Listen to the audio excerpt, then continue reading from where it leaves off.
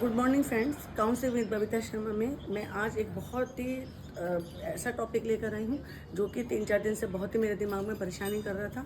उसके पीछे की साइकोलॉजी, क्यों हमारा अभी भी समाज इस तरह का है, क्यों हमारी बेटियाँ इतनी असुरक्षित हैं, क्यों हम शादी के नाम पर अपनी बेटी को ऐसे घर में भेज देते हैं जो कि बाद में हम ये भी जानने की कोशिश नहीं करते कि उसके साथ क्या होता है। हम एक परंपरा में जी रहे हैं। सबसे पहले मैं थोड़ी सी आप लोगों को हिस्ट्री बताऊँगी और उस परिवार के लिए मुझे संवेदना है।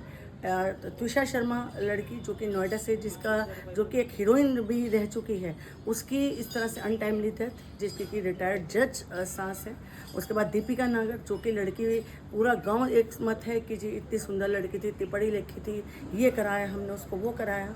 जो कि कार के पीछे कि ये वाली कार नहीं थी तो वो वाली कार नहीं थी, डॉरी के पीछे जिसकी डेथ हो जाती है। तीसरी एक पलक लड़की है जिसके साथ कि उसके पति को लगा कि उसका कहीं अफेयर है, तो उसने उसके साथ बहुत ही ज़्यादा अमानवीय काम किया। तो ये अभी ऐसी नहीं है कि अनपढ़ लड़कियां हैं, सब एक संभ्रांत परिवारों में से आती हैं। बीएड एमएड लड़कियां हैं, मॉडल हैं। वो तो जो त्रिशा है वो मिस पूना रह चुकी है, कुछ फिल्मों में भी काम किया है उसने, कन्नड़ फिल्मों में। और उसके बाद 50 लाख रुपए, 1 करोड़ रुपए तक की जिनकी शादियाँ हुई हैं, जो जो कि जिसे कहते हैं कि राजकुमारियों की तरह जो विदा हुई हैं, जो उन लड़कियों के साथ ऐसा होता है, तो आम जन, आम परिवार, आम लड़कियों के साथ क्या होता होगा। मैं खुद एक बेटी की मतलब शादी करने वाली मेरी बेटी है, जिसकी कि मैं चिंता में पड़ गई हूँ कि ये हमारा समाज कहाँ जा रहा है। और अब जो आप लोग रील्स देख रहे हैं, छोटी छोटी बेटियाँ अपने पिताओं के गले लग रही हैं कि आप हमारी कभी शादी नहीं करना। आखिरकार ये समाज कहाँ जा रहा है। अब मैं थोड़ा सा हिस्ट्री में जाती हूँ कि जब हमारे देश में पहली आवाज़ उठी थी, पहला तलाक हुआ था हमारे देश में रुकमा बाई केस का। रुकमा बाई जो बाद में एक फेमस डॉक्टर बनती हैं, जिसमें कि उस टाइम क्वीन एलिजाबेथ तक को बीच में आना पड़ा था और हमारे देश में मतलब वो कानून के बीच में बोली थी, क्योंकि उसने पहला तलाक मांगा था अपने पति से, क्योंकि वो छोटी थी और उसे अपने नहीं जाना था अपने पति का। तो ये इतनी बड़ा विवाद हो गया था कि क्या कोई लड़की भी ये कह सकती है कि मुझे पति से तलाक चाहिए। तो रुकमा बाई का केस है, आप हिस्ट्री में पढ़ लीजिएगा। और आप लोगों को एक बात और बताऊं कि एज ऑफ कंसेंट एक्ट क्यों बना था। एज ऑफ कंसेंट एक्ट इसलिए बना था कि एक 10 साल की बेटी लड़की थी, फूलमा बाई। आप इसे ज़रूर नेट पे देखना, इसे ज़रूर सर्च करना। हमारे देश की ही कहानी है, 18वीं की कहानी है। एक लड़की थी फूलबाई, जो कि केवल 10 साल की थी, क्योंकि हमारे यहाँ परंपरा थी कि छोटे छोटे बच्चों की शादी कर दो। और जब उसको पहली ही रात में जब उसको उसके पति के साथ छोड़ा गया, अगली सुबह वो लड़की उसकी डेथ हो गई थी, क्योंकि वो केवल she was only 10 years of age that time. तो ये फिर उस टाइम लोगों को बड़ा आश्चर्य हुआ था। और उसके बाद फिर एज ऑफ कंसेंट एक्ट बना, लड़की की शादी की उम्र 12 साल कर दी गई। उसके बाद फिर धीरे धीरे लड़की की उम्र बाद में तो 18 साल कर दी गई।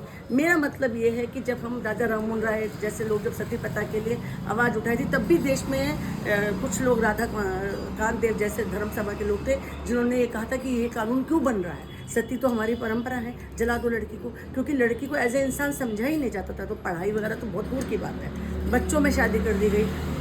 एक नाम आज सुबेरे जब मैंने थोड़ा सा खंगाला, सखाराम पांडुरंग, एक हमारे यहाँ आत्माराम पांडुरंग, हमारे यहाँ वो ऐसे डॉक्टर्स ने, जो कि 18वीं सदी में ही उस टाइम दो लेख लिखते। एक तो इनके रुकमा बाई के फादर थे, जिन्होंने ये लेख बताया, उस टाइम जर्नल में छपा हुआ है, जो कि अमेरिका के जर्नल में छपा हुआ है, ब्रिटिश जर्नल में, कि विधवा की दोबारा शादी होनी चाहिए, छोटी उम्र की लड़कियों की शादी नहीं होनी चाहिए, और बच्चों को भी पढ़ाना चाहिए, लड़कियों को खास तौर पर पढ़ना चाहिए।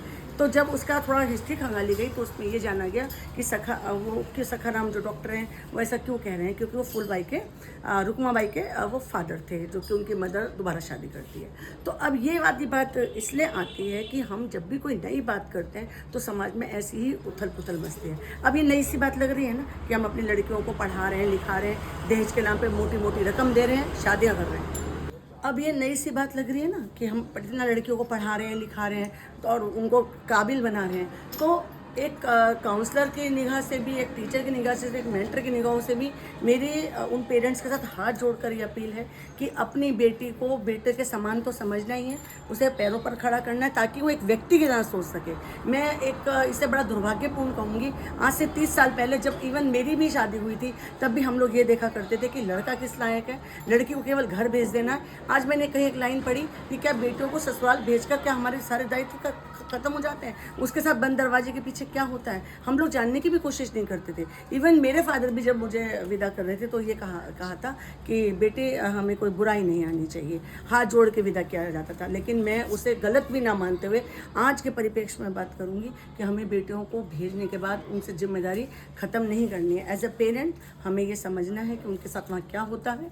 हमें जैसे ये तुषा बार बार अपनी माँ को SMS कर रही थी, तो हमें ये समझना है कि हमें अपनी बेटी का साथ देना है। एक मरी हुई बेटी से एक डाइवोर्स बेटी ज़्यादा अच्छी है। और हाथ जोड़ के अपील करती हूँ कि ऐसी घटनाएं दोबारा ना हो। और साइकोलॉजी इसमें ये कहती है कि हमें समाज से ऊपर उठकर अपनी बेटी की और बेटे की माँ बनना है।